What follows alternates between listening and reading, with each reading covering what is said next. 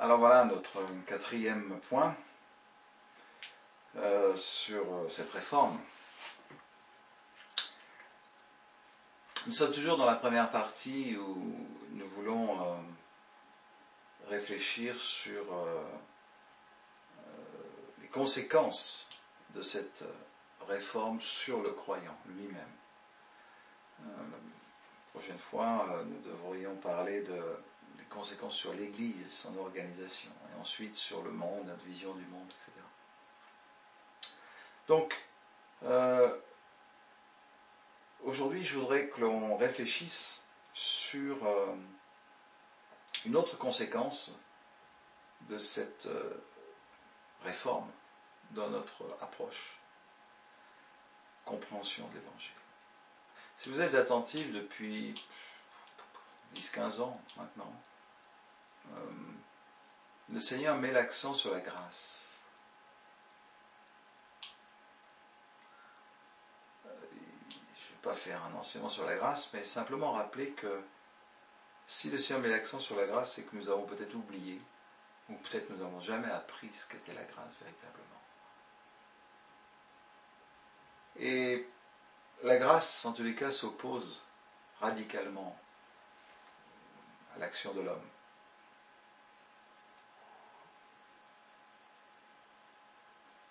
L'homme, nous sommes faits pour faire des choses. Et nous pensons qu'il faut faire des choses pour plaire à Dieu. Mais pour plaire à Dieu, il faut juste avoir la foi en lui. Certainement, si tu as juste la foi, et tu n'as pas les œuvres de la foi, il y a un problème. Mais c'est la foi qui est à l'initiative de tout. Encore une fois, la foi, vous savez, le mot foi, c'est un mot qui a pour racine le mot fiancé. La foi, c'est la relation, encore une fois.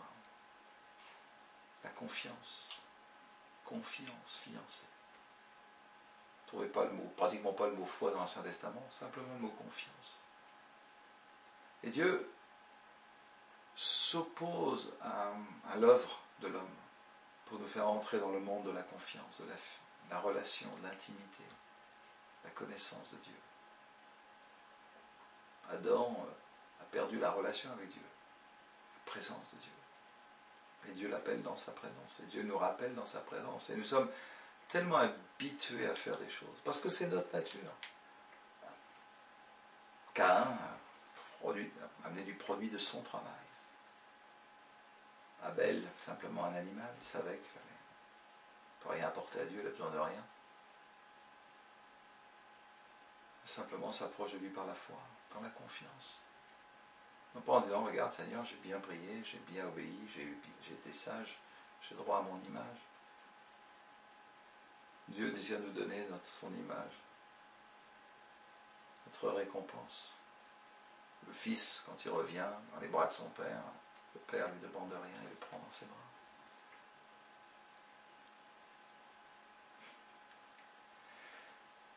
Et cette grâce infinie que nous redécouvrons, elle s'oppose à beaucoup de choses dans l'Église.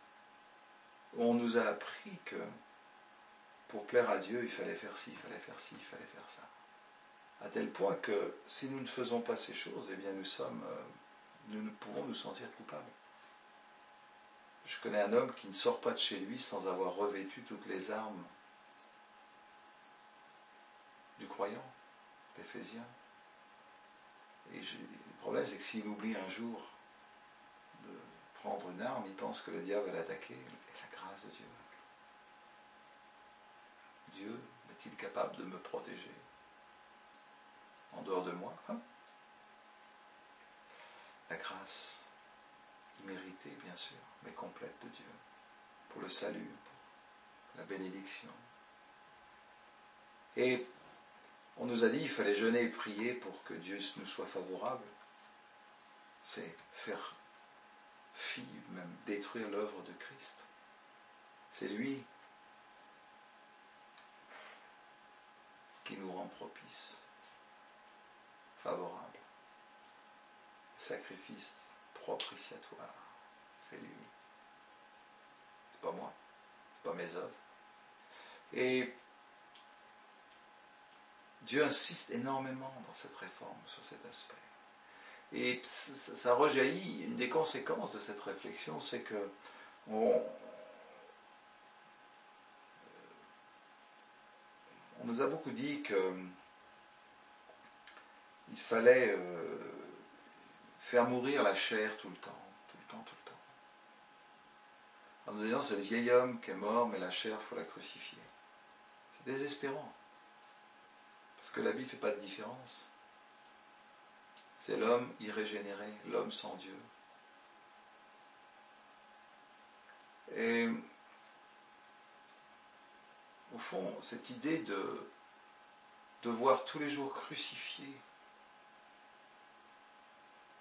amène obligatoirement à la désespérance. Et surtout, s'appuie sur cette idée que nous devons faire des choses pour plaire à Dieu. Alors que Dieu produit en nous ce qu'il nous demande de faire. C'est ça la grâce, c'est ça notre Dieu. Il accomplit pour nous.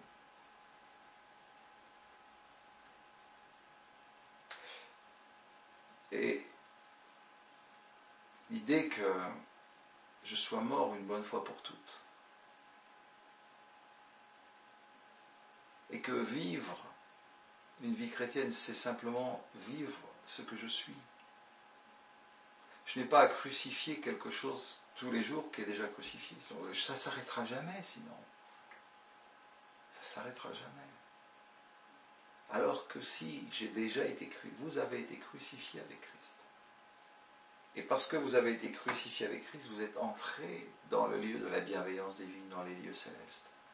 Donc, au lieu d'essayer de crucifier les choses qui ont déjà été crucifiées, vivez comme vous êtes. C'est ce que dira l'apôtre Paul tout le temps. Vivez en adéquation avec ce que vous êtes. Ne cherchez pas à être ce que vous n'êtes. Des gens vous laissent que vous êtes déjà. Ne faites pas d'efforts pour faire ce que Christ a déjà fait. Et cette petite, pas un petit détail, mais ce petit aspect vraiment est une des caractéristiques de cette réforme. Le Seigneur veut nous faire comprendre que nous sommes déjà morts et ressuscités en lui, et devenus des hommes et des femmes nouveaux. Et même si nous ne le voyons pas complètement, c'est vrai que ma vie elle est cachée avec Christ en Dieu, mais c'est quand même une réalité. Et je n'ai pas à faire d'efforts pour atteindre quelque chose que je suis déjà. C'est ça la grâce. Un autre aspect, donc, on vient de parler de cette nouvelle identité, on parle beaucoup d'identité. Ça fait partie de cette réforme. Un autre aspect de cette réforme, c'est qu'il n'y a plus ni homme ni femme. Vous me direz, c'est bien connu. Oui. Bon. Il n'y a plus ni homme ni femme. Nous sommes tous égaux. Et il sera intéressant de relire les textes à l'allure de cela.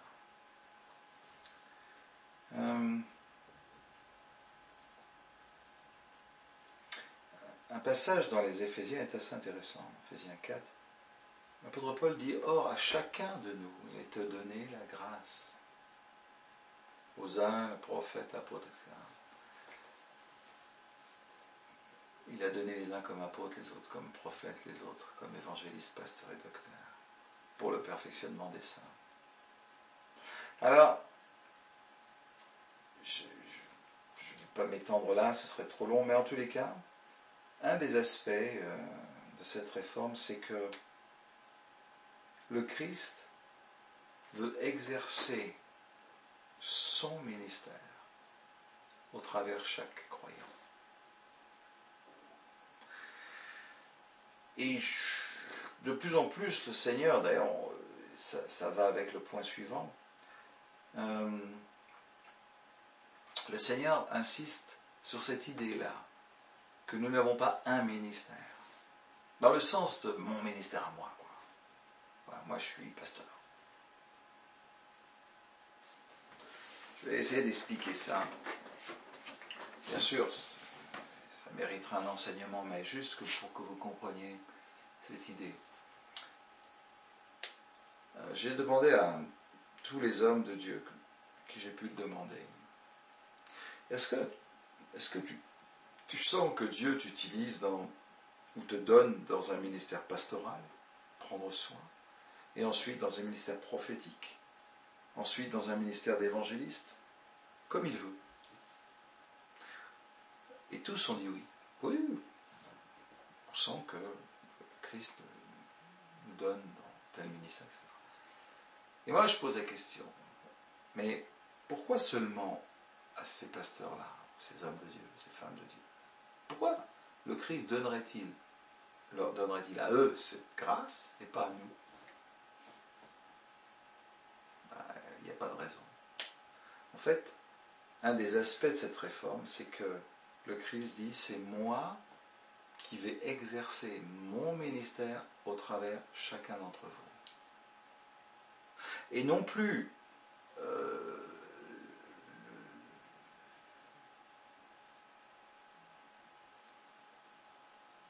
comment dire, c'est plus vous qui allez exercer votre ministère, mais c'est moi, on a déjà parlé de tout ça, mais c'est moi qui vais exercer mon ministère au travers vous. Alors, le Christ est l'apôtre, par excellence, l'envoyé de Dieu. Apôtre, ça veut dire envoyé. C'est lui le prophète. C'est lui l'évangile, c'est lui la bonne nouvelle. C'est lui le pasteur, bon berger, c'est lui. C'est lui l'enseignant, il est la parole de Dieu. Au fond, le Christ veut exercer ces 5 ministères. On parlera de ça quand on parlera des ministères, mais pour l'instant, c'est 5 ministères au travers de chacun d'entre nous, quand il veut, comme il veut. Donc, vous marchez dans la rue et vous voyez quelqu'un qui souffre. Et tout d'un coup, vous sentez que le Christ veut exercer son service, son ministère, c'est le même mot, service, ministère, pastoral, pour prendre soin. Et tout d'un coup, vous vous donnez, vous, ça c'est votre don, vous vous donnez au Christ pour qu'il puisse être pasteur pour cette personne. Et au travers vous, le Christ exerce son ministère pastoral. Continuez, vous allez prier, et tout d'un coup, pendant la réunion, vous avez une pensée qui vous vient, et vous donnez une parole, une vision, une parole que vous avez, et le Christ exerce au travers de vous un ministère prophétique. Et ensuite, vous rentrez chez vous, et votre conjoint vous dit, tiens, j'ai lu ça, qu'est-ce que tu en penses? Et vous ouvrez la Bible, et tout d'un coup, vous expliquez la Bible. Et le Seigneur, au travers de vous, exerce un ministère d'enseignant, etc. Et au fond, ça veut dire que nous pensions que nous avions un ministère. Et même pour l'avoir, il fallait qu'on bien batailler. Et là, aujourd'hui, les Seigneur a oublié ça. Laissez-moi exercer mes 5 ministères de la parole au travers chacun d'entre vous, comme je veux, quand je veux, tour à tour, apôtre, prophète, évangéliste, pasteur, docteur. Ne vous enfermez pas dans un ministère.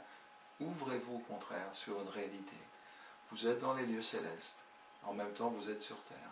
Et moi, je vais agir au travers vous en exerçant le ministère que je veux. Bien sûr. Il se pose le problème je vais employer un mot grec, d'une mesure, d'un métron. Métron, c'est le mot grec, d'une mesure. On me mesurer, on ne peut pas d'une mesure, on mesure. Donc, vous n'êtes pas forcément pasteur international. Vous n'êtes pas forcément prophète des nations. Quelle importance. Ce qui compte, il y a des gens qui sont plus donnés que d'autres. Nous sommes tous prophètes au sens large, mais au sens restreint du mot, nous ne sommes pas tous prophètes. Tous ne sont pas apôtres, tous ne sont pas prophètes, absolument pas. Mais au sens large, nous le sommes tous. Et aujourd'hui, nous reconnaissons au sens restreint du mot les prophètes, par exemple, ou les pasteurs.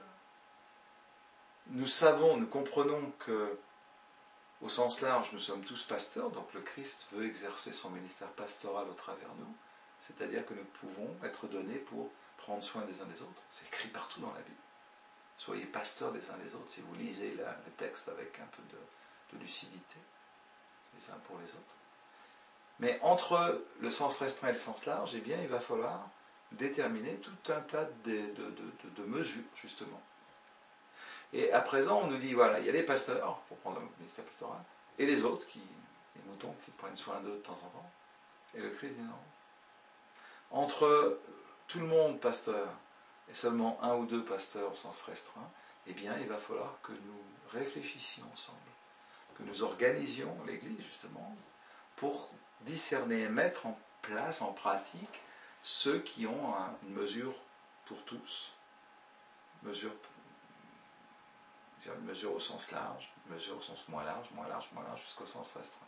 À présent, on a un restreint ou large, mais rien d'autre. Et c'est fini, ça. Et ça pour tous les ministères. Et on verra, les conséquences sont absolument déterminantes. Et un dernier point, le Christ revendique la première place. Vous me direz, c'est pas une nouveauté. Je connais un pasteur qui m'a dit, c'est moi qui ai les clés de l'Église. C'est très, très troublant. Vous savez, je donne un exemple. Parce que nous vivons dans les lieux célestes, et que c'est le Christ qui exerce son ministère au travers de nous, eh bien Dieu va nous apprendre à nous retirer. Je vais donner un exemple pour que vous compreniez. Un exemple très simple. Jusqu'à présent, on nous a dit, voilà, pour prier, guérir les malades, il faut prier pour tous les malades. Et aujourd'hui, Dieu nous apprend une chose. Là où tu es, le Christ exerce son ministère au travers de toi, par son esprit. Et si tu es donné comme évangéliste ou comme pasteur, et il veut utiliser...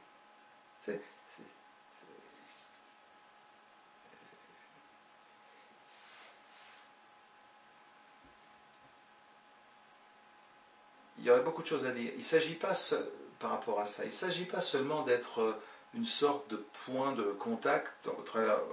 Dieu, il nous touche et puis il rebondit sur les autres. C'est ça un peu, mais c'est loin d'être ça. Parce que dans ce don de Christ, il y a un phénomène qui s'appelle l'alliance.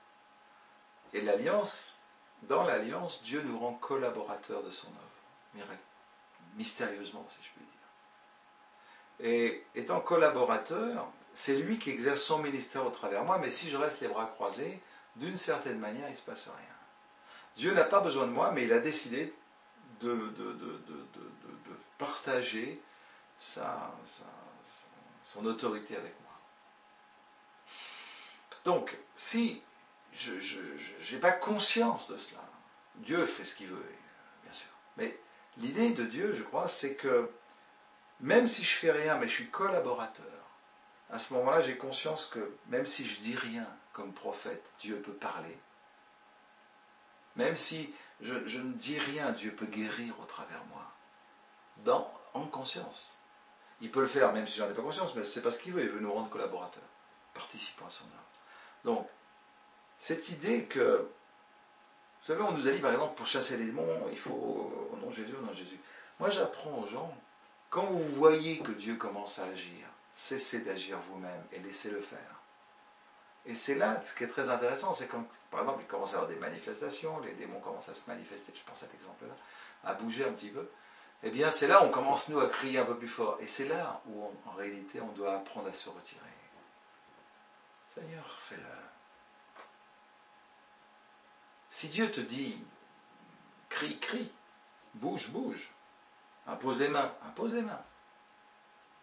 mais peut-être Dieu va se plaire lorsque tu vas te retirer et le laisser faire. Dieu est souverain. C'est pas nouveau, mais c'est quelque chose qui va toucher tout le monde. Rappelez-vous, le premier point, c'est que Dieu veut tout le monde au service. Donc tout ça, c'est pas pour un ou deux, c'est pour tout le monde. Pour finir sur ce point, tout le monde au service, puisque c'est Dieu qui le fait. Tout le monde au service, dans la mesure où le Christ nous donne. Il y a une mesure. Je n'ai pas besoin d'être plus que ce que je suis. L'essentiel, c'est d'être ce que je suis. Et si quelqu'un a une mesure supérieure à la mienne, tant mieux. Il m'équipe, il me fait du bien.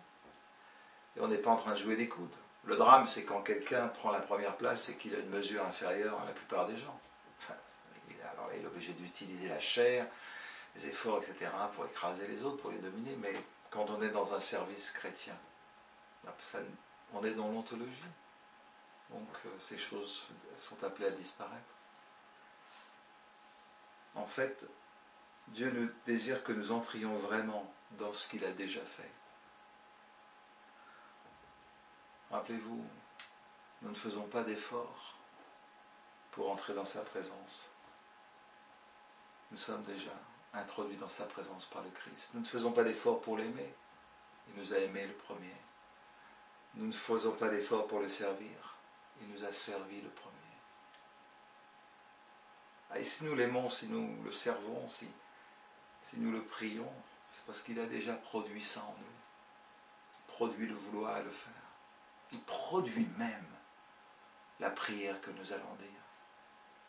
Dieu est souverain, il est merveilleux. Il nous aime, c'est merveilleux. Vraiment. C'est une réforme. On continue.